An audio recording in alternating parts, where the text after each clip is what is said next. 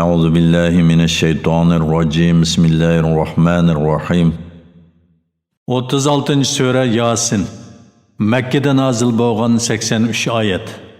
Nahayt şefqatlik, mehriban Allah'ın ismi bilan başlayman. Yasin hikmetli Kur'an bilan qasamki, ey Muhammed, şek şübihisiz ki sen peygamberlerdinsen, doğru yoldasan.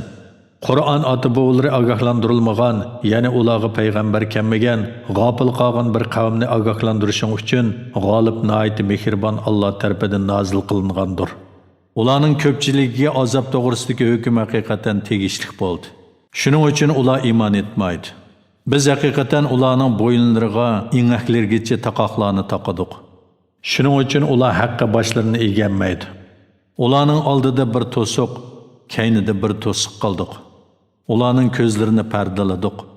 Shuning uchun ular iymonning yo'llari to'silib ketganligi uchun hech narsani ko'rolmaydi.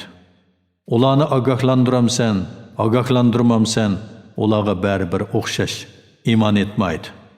Sen faqat Qur'onga egashgan, marhamatli Allohni ko'rmay turib, qo'rqqan kishini ogohlantira olaysan.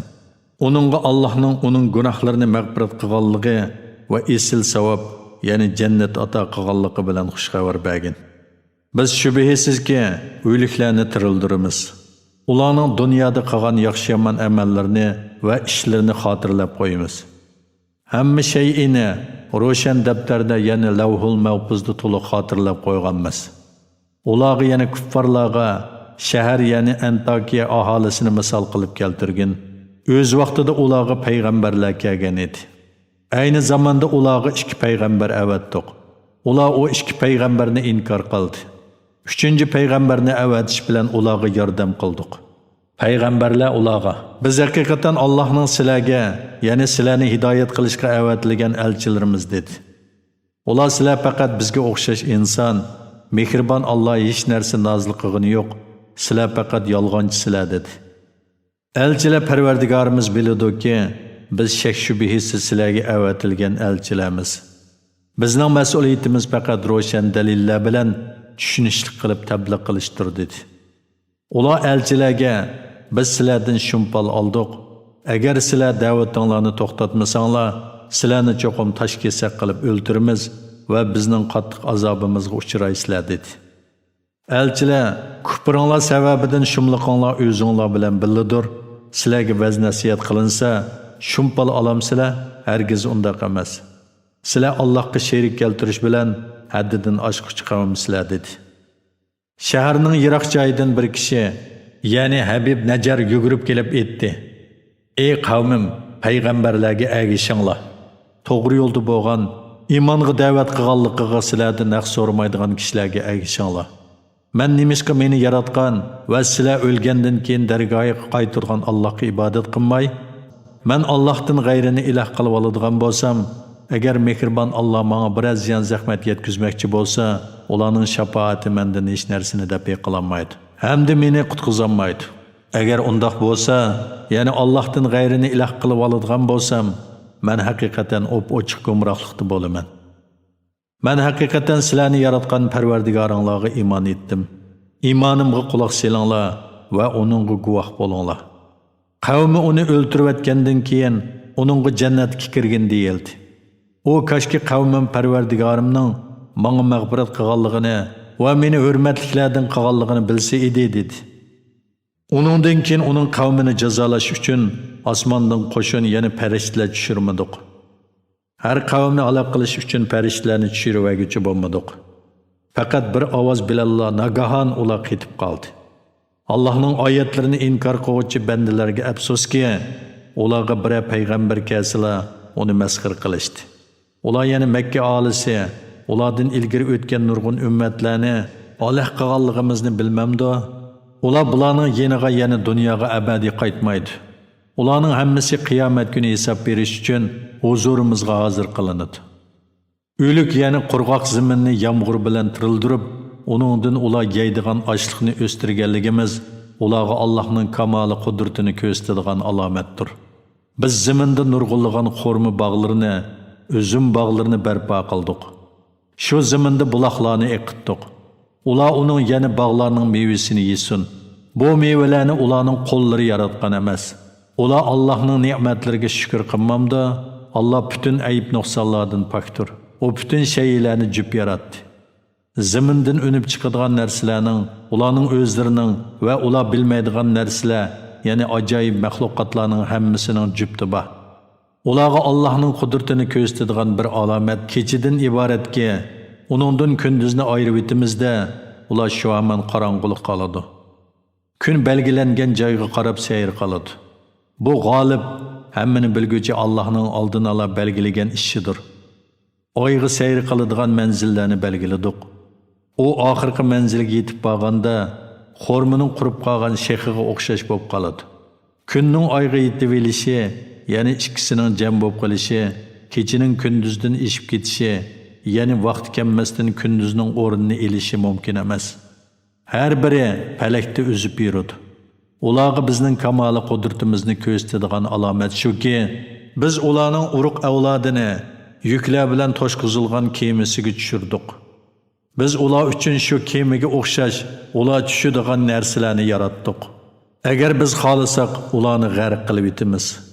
Ularga yordam berguchi bo'lmaydi va ularni qutuldiruvchi bo'lmaydi. Faqat biz rahim qilganligimiz va ularni muayyan muddatgacha hayotdan bahramand qilganligimiz uchun ular qutuldiriladi. Ularga rahmatga erishishinglar uchun oldinglardagidan, ya'ni dunyo azobidan, orqanglardagidan, ya'ni oxirat azobidan qo'rqinglar deyilsa, ular buningdan yuz o'raydi. Parvardigoringning payg'ambarlarning rostligini isbotlaydigan oyatlardan bir oyat kelsa, ular buningdan yuz o'raydi. Agar ularga Alloh sizlarga rizq qilib bergan narsalardan peqirlarga sadiqa qilib beringlar deyilsa, kofirlar mu'minlarga masxir qilish yuzidan, agar Alloh xohlasa rizq ta'minlaydigan odamni biz ta'minlamdik, sizlar faqat ro'shan gumrohsizlar deydi. Ular agar rostchil bo'lsanglar, bu va'da qachon ishga oshadi deydi. Ular faqat bir ovoznila, ya'ni Isrofil alayhissalomning birinchi qitimliq chalgan so'rinini kutadi. Ular dunyoda savdo setiq va shuningga o'xshash ishlar ustida janjallashib turgan holatlarda u ovozlar ularni halok qiladi. Ular bir-birsiga vasiyat qoldirishga, oilasiga qaytishga qodir bo'lolmaydi. Ikkinchi qitimliq so'rch ilingan aman ular qabrlardan chiqib Parvardigori tarafga yuguradi. Ular voy ist, bizni uxlayotgan yerimizdan, ya'ni qabrimizdan kim uyg'otdi deydi. Chunki ular ikki sur orasida uyquda bo'lib, azobdan xoli bo'ladi. Farishtalar yo mu'minlar ularga javoban, mehribon Allohning va'da qilgani mushu kun payg'ambarlar rost aytgan deydi. Faqat bir ovoz bilanlar ularning hammasi huzurimizga hozir qilinadi. U kunda hech bir insonga qilchi zulm qilinmaydi. Sizlarga faqat qilmishinglarga yarasha jazo beriladi. Shubhisizki, u kunda jannat ahllari ne'mat ichidadir. Ular va ularning juftilari jannatlarning soyalari ostida taxtlarga yulangan holda turadi. Ular uchun jannatda turli mevalar bor. Ular uchun jannatda ularning ko'ngli tortgan narsalar bo'ladi. Mehribon Parvardigori tarafidan ularga salom deyiladi. Gunohkorlarga, ey gunohkorlar, bugun bir tarafga ayrilinglar deyiladi. Sizlarga payg'ambarlarim orqali, ey odam bolalari, shaytonga cho'qinmanglar, u haqiqatan sizlarga oshkora dushmandir, mangala ibodat qilinglar, bu to'g'ri yo'ldir deb tavsiya qilmadimmi? Shubhisizki, shayton sizlardan nurg'un kishilarni ozdirdi. Buni tushunmamsizlar? Sizlarga va'da qilingan jahannam mana shu. Sizlar dunyodagi cheg'inglarda kofir bo'lganliginglar uchun bugun jahannamga kiringlar. Shu kunda ularning eg'izlarini pechatlaymiz. Ularning qilmishlarini qo'llari bizga so'zlab beradi. Putlari guvohlik beradi. Ya'ni har a'zo uningdan sodir bo'lgan ishni so'zlab beradi. Agar biz xohlasak, ularning ko'zlarini albatta yo'q qilib etatdik. Ondan ular yo'l mengishga oldiraydi. Lekin ular qandoqmi ko'ra olsin? Agar biz xohlasak, ularni uylardala surati mubaddal, ya'ni maymun, cho'shqa va yoki tosh qilib etatdik. Shuning bilan ular oldig'imi mang'olmaydi, orqag'imi qaytolmaydi. Biz umrni uzun qilgan odamning tenini ojizlatib etamiz, ya'ni yoshlik, qironliq vaqtidagidan ojizlaydi, qeriydi. Ular buni tushunmamdi? Onunğa yani payg'ambarga biz she'r ta'lim bermadik. Onunğa she'r munosibmi emas. O faqat tiriklarni ogohlantirish, kofirlarga azobning tegishli ekanligini bildirish uchun nozil bo'lgan vaz-nasihatdir va ro'shan Qur'ondir. Ular bilmamdiki, ular uchun hayvonlarni qudrat qo'limiz bilan xalq etdik. Ular hayvonlarni boshqarib turg'uchidir. Hayvonlarni ularga bo'ysundirib berdik. Ular o hayvonlarning ba'zisini minidi, ba'zisini yeydi.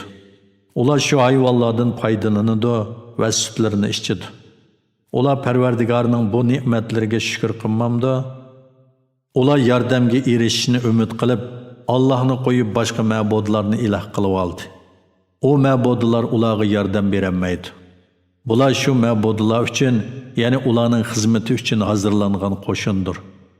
Ey Muhammad, ular ya'ni mushriklarning so'zi, ya'ni seni inkor qilganligi seni g'amkin qilmasin. Biz haqiqatan ularning dillardagini va oshkor qilgan so'z va harakatlarini bilib turamiz. İnson bilmamdiki, biz haqiqatan uni obiy ma'nidan yaratdik. Hamda u Parvardigoriga oshkor husumatchi bo'lib qoldi. U bizga insonning qayta tirilishini yiroq sanab, chirigan so'ngaklarni misol qilib ko'rsatdi.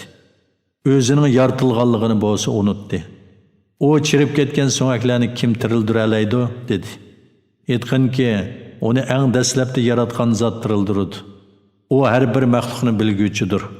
Allah sizlar uchun yeshil daraxtdan o't paydo qildi. Sizlar uning bilan o't yoqisizlar. Osmonlarni va zaminni yaratgan zot ularning o'qishini yaratishga qodir emasmi? O buningga qodir. Allah mahir yaratquchidir, hammani bilguvchidir. Allah bir şeyini yaratishni iroda qilsa, uningga vujudga keldaydi-da, o vujudga keladi. Allah pakturki, har bir narsaning egilik huquqi uning qo'lidadir. O'lgandan keyin uning dargohiga qaytarilasizlar.